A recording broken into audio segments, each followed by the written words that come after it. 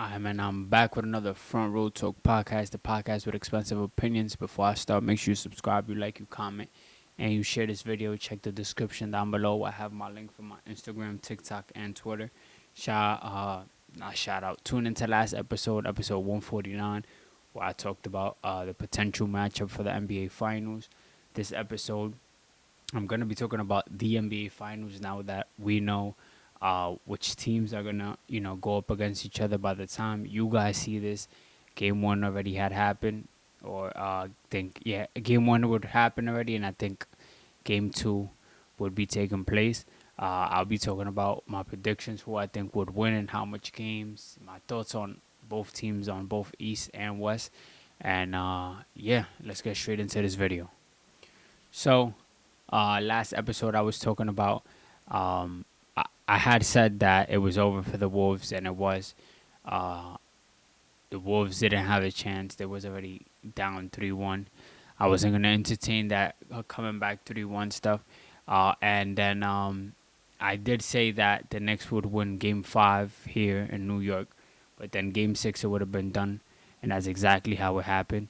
I didn't have the Knicks winning. I mean, I didn't have the Pacers winning the series. But it is what it is. Now let's talk about reality. By the way, before I even get into the matchup, the Knicks got rid of their coach. A lot of people are happy or saying that this should have happened like about a season or two ago. A lot of a lot of different opinions jumping around. But I mean, I'm not a fan of teams getting rid of their coaches like after something fails. But this coach for New York had to, no hate. I just feel like they would definitely be better with, a different coach. Hopefully they could pick up Malone from the coach who was coaching the Nuggets. I feel like that would be interesting. But we'll have to see who they pick up as their head coach for this upcoming season. But OKC, Oklahoma City Thunder versus Indiana Pacers. What a matchup. Two teams that I genuinely didn't think would make it to the finals. This has been the most plot twist, the most unpredictable NBA Finals playoffs that there's been in a couple of years. I can't be mad at it. It's different. And I mean, for those who are OKC fans and for those who are Pacer fans, or whether you're a fan of a player in either or team, you definitely might, be in for a good one. It's nothing like watching your favorite player, play to win, a ring, a trophy. So I know fans of whoever team or whichever player definitely got to be enjoying this upcoming matchup. Let's get straight into the picks though. So, I'm not gonna lie, I'm gonna have to go with OKC, and I know that I got straight to the point with it. But I think Oklahoma is gonna win their first ring. I can't I can't use the experience card no more since it didn't work since they beat the Nuggets in the second round in a Game 7 when pressure was on them the most. So that kinda is off the table now. Of course, they've never that team hasn't been to the finals as a team first time. So they still haven't been to that territory, new territory for them. But it's not like, I mean, I think Siakam won a ring with the Raptors. I think that, he won, so he got some experience. I can't think of anybody else on that Pacers squad. I mean, the coach has experience, as a well-experienced coach. So, I mean, I think Oklahoma wins in 6, OKC in 6. The craziest thing would be that Halliburton wins his first ring, and that's no disrespect, because he already has been, getting a lot of disrespect. A lot of people saying he's overrated, and he got rid of the Cavs in the first round, and then he recently just got rid of New York, and now he's in the finals. Was it the first round for the Cavs? I think it was. I don't know. It was so long ago, but more of the story is Halliburton is in territory he's never been, but he earned it. He got there.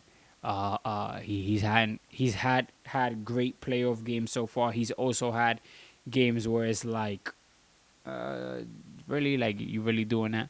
But I think that's Halliburton as a player, or what we've seen from him yet. So hopefully he doesn't have a bad game this finals. You would hope nobody will have a bad game in the finals. Everybody has to perform, but then reality hits, and you're like 0 for 5, 0 for 6 to start the game, and then your whole flow is you know not there, and then now your team is not playing as good as they're supposed to.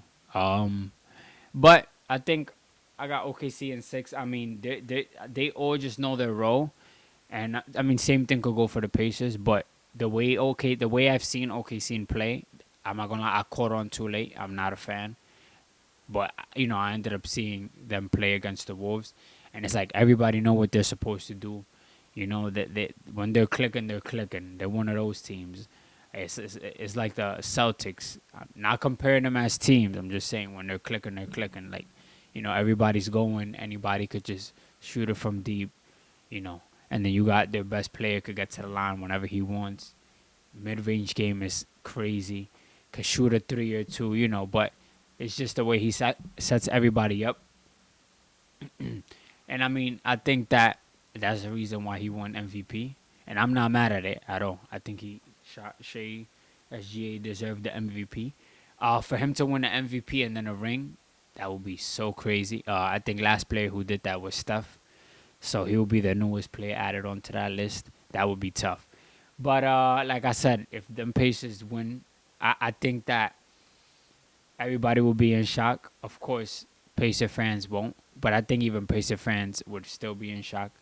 Because it's like, damn, this is crazy. And I know that would kind of be a bummer for SGA, knowing that he could have won his first ring, and then MVP that same year. I'm just thinking about how the NBA will be for this upcoming season. That the West is going to be crazy, and off-season trades or all of that's yet to take place. So when that does take place, and then we're back here in October, talking about NBA again.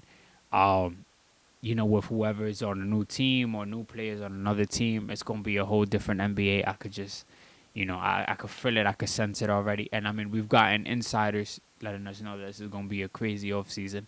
So, I know both teams are going to take the advantage, to go all out, take that opportunity, to get a ring. No matter what, you got to take that opportunity because you don't know when you're going to get back there. But just knowing how, the Thunder, not saying they won't be good next year, but just how the West could get, with potential trades that could happen, I'm telling you, I know that OKC is going to try to, play to win, and so is the Pacers. I have a friend who's an OKC fan. Shout out Xavier, so I know he's going crazy, but I don't think I genuinely know a Pacers fan. I know guys who like Halliburton. I mean, I think Halliburton is a good player. And I'm saying, like, if he really beats the MVP for that ring, I'm not gonna. He could talk his shit. Excuse my language, but he could go out and, he already had threw a little real for the New York Knicks fans. Kind of, being a bit petty, but it's stuff that comes with the game. With winning, you could always say what you gotta say, of course, after you do what you have to do. So I could definitely see both main guys, Halliburton and SGA, super locked in. And it's unexpected, but it should be fun. The Pacers is a fast-paced team, no pun intended. And then you got OKC with the MVP. It's like they just well constructed and play. I mean, if you've seen them play, you know what I'm talking about. It's not. I don't know if I could really explain it, but everybody's where they're at the perfect time. It's like they've done it before, but they haven't. It's kind of crazy. I'm excited though. I definitely tune in. I got OKC in 6. If it goes 7, so be it. I don't think it goes 7. I think either one of the teams win in 6. If I have OKC in 6, but I don't think it'll go 7. I'll take a game 7 though. Whatever. More ratings for the NBA if you're one of those guys. Not saying I don't believe that, but more money, more this, more that. A game 7 would feed the NBA. How some people would say. But that's really it for this episode. It's episode 150. I'll be back next week I don't know if the series will be done by next week. Nah, it wouldn't. It'd probably be by game 3, 4. So I'll talk about how it's been going and stuff. That's really it for this episode. Make sure you subscribe. Listen, I soon start talking about music. Got a lot to say, but just letting the NBA do its thing.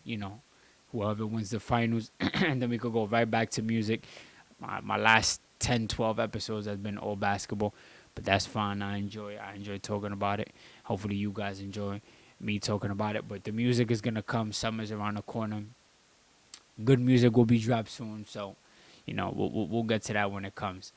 Make sure you subscribe, you like, you comment, check the description down below for my Instagram, TikTok, and Twitter. And your boy Salcita is out.